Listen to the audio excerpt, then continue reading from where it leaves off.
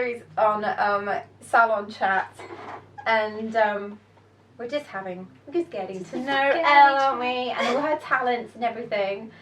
So, was it Claire just said that you do accents? Accents, a few accents. I love accents. I tend to actually slip into them accidentally. Like, maybe during the day I might casually change accents without realising. Turn to somebody who's French. Yeah. So, we need Australian. Okay, Australian. Come on. I've got to think about this now. What do we want you to say? So you're on set, and we want what do we say? Crikey, mate, there's a big spider over there. Can you do it? Crikey, mate, there's a big spider over there. That's amazing. What's your northern accent then? Oh, my little northern accent comes out really quickly. I can pretty much do anything like this. That's really good, isn't it? If I get really excited, I'm just going for it. Oh my god, like a completely different person. This is hilarious. My favourite thing to say in that accent, and I often make a lot of comparative sort of sentences, and something my friends found hilarious was I just went, oh my god, I am sweating like a fat man in Egypt. That's really good. I did that the first day of my drama course. Everyone was sort of saying, oh my gosh, I'm so hot, and I went, tell me about it. And yeah, unfortunately the first week of my university course everyone thought I was northern, because when I'm really nervous it's just sort of like a safety net. This is so funny. I love it. What else can you do? But I don't want to be charming and delightful. Funny?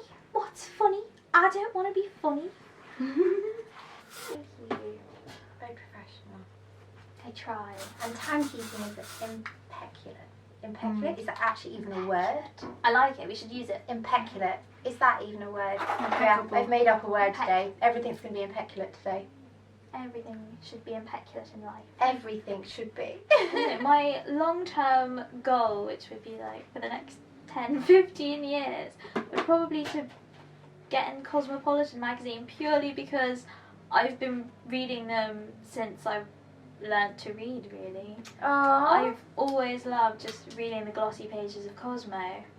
So it's been a long-term dream. Like one day I will get in there eventually. Do you know what mine was? Elle magazine. I used to get Elle magazine all the time. Yeah, me and my mum, we used to buy Vogue and like all of like the glossy magazines. Yeah. My mum used to get them every single month, and I used to cut out all the pictures, and I used to cut out pictures of hands.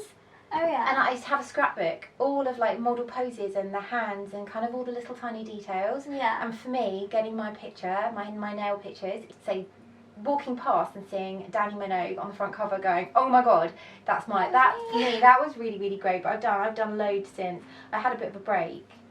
But yeah, I can. Yeah, you're going to get there, you'll get there. Oh, thank you. It's that sort of childhood goal that you've achieved, and it's amazing if that were to happen. Well, you have got the most beautiful hands. The most beautiful hands and nails for photography. They are just stunning. So yes, any hand companies out there, she's got nice hands and nice nails. She has.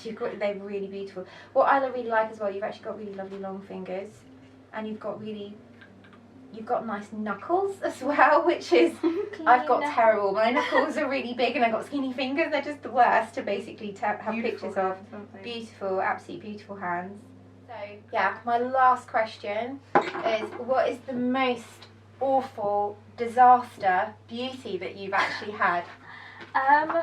Between the ages of 13 to 15, I was absolutely abominable with makeup. I used to go for bright neon colours. It's going to move your hair out very can't see you. I used to go for really bright neon colours and bright pink blusher, like almost fuchsia blusher, and I used to just blob it on my cheeks. I wouldn't blend anything, and I looked like a clown, a neon clown. Was it Elle you've mentioned as well? This is prompted because she's just told us a story about eyebrows. Yeah, I also used to cut my own fringe, and one day managed to cut the middle of my eyebrow right here, just that whole section left. And it was so terrible. How is it like really short? It was, I don't know what happened, but because I used to just cut it to here. I used to have just side fringe. So you cut it like that and cut yeah, across? and I cut across and just got the middle section. So I had both the end bits, just no middle. Oh my god. And I then tried to cover it by just putting all my hair All on your this hair side. over? And my Spanish teacher was like, "Oh, what are you doing?" So I just moved it, showed her my eyebrow. She took me out, taught me how to pencil it in, and then let me keep her eyeliner Oh, or brow how stick. lovely. That's so Yeah, sweet. that was really sweet. But even now, it's still missing a few patches. So yeah, we're nearly done now. We're going to move on to doing makeup in a minute. But yeah, so I hope you guys have enjoyed that little bit of a salon chat. And yeah, we'll see you next time. Bye.